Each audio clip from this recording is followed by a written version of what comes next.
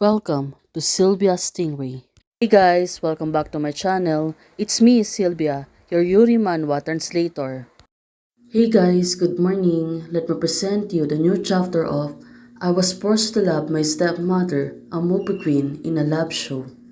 Chapter 33, so here it is. Let's read the story. Back to Rantau right now. What did the doctor say? It should be fine. Can I go home after the infusion? The program team just took a week off and have to go back to record. Don't dare to look directly. Right now, Suman. She was looking at her. And also Rantau. It's like she was sizing her.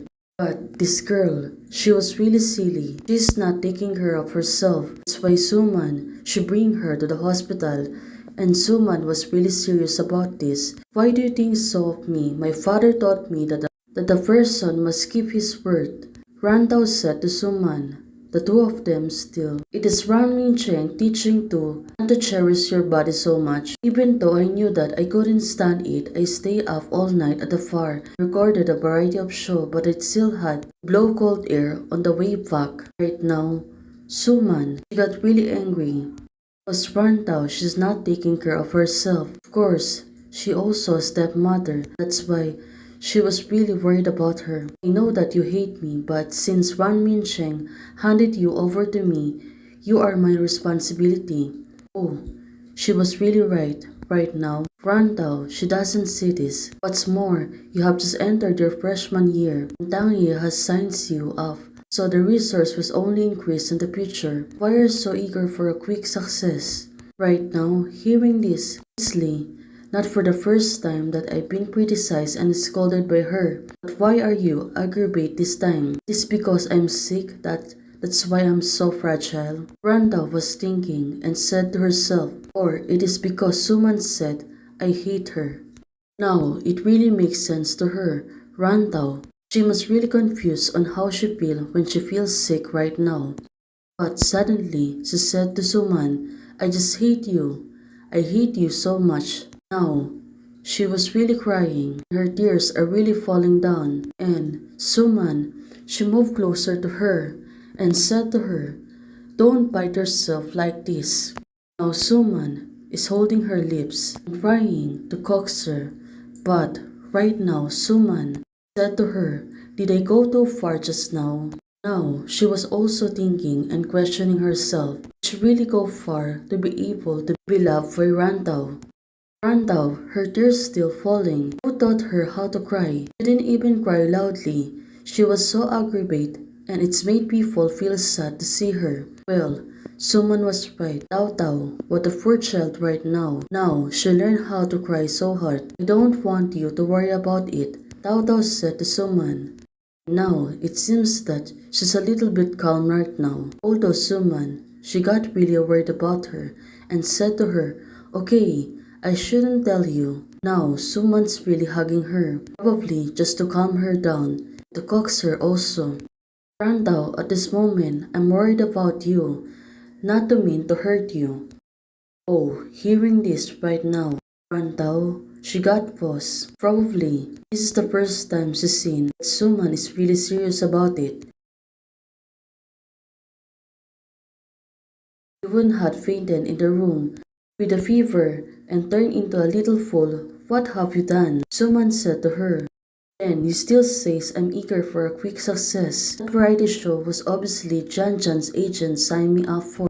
So this is the reason that's why she really want to work hard. Well, right now, knowing that you are a guest, I wouldn't not go. Well, if Tao Tao knew that it was me, she wouldn't definitely not go, right? Oh, Suman said to her. But right now, Suman is trying to calm her down. But Tao Tao performed very well in the variety show. Many people were really fascinated by you. Well, Suman, she was really right on this. Right now, she's wiping the tears of Tao Tao. Of course, wouldn't like me. Tao Tao, right now, she was really proud on herself. Looking at her, she seems to be already in calm.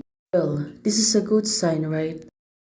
Tao Tao, Suman said, I originally went to variety show just for you.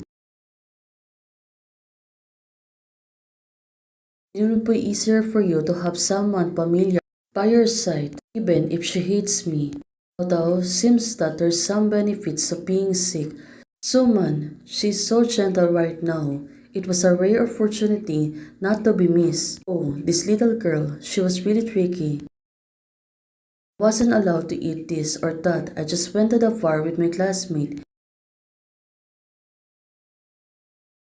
My legs are about to break. Oh, this kid. I'm sorry, I won't be like this anymore. Suman, right now, she's really one to settle the old score. Then, you promise me you won't tell my dad what happened today. What a little adult kid right now. And now, she really think matured. Suman, she was really surprised by this. The half-truth and half-false trouble with me turned out to be because he was worried that Ran Mingchen would find out about it. Right now, Suman, she got really impressed by her. On the other hand, Dad, are you thirsty? Dad, do you want some water? Dad, do you want to eat an apple? Her dad is really sick. It's only made for excuses. It's too dangerous for you. You, put down the knife for me.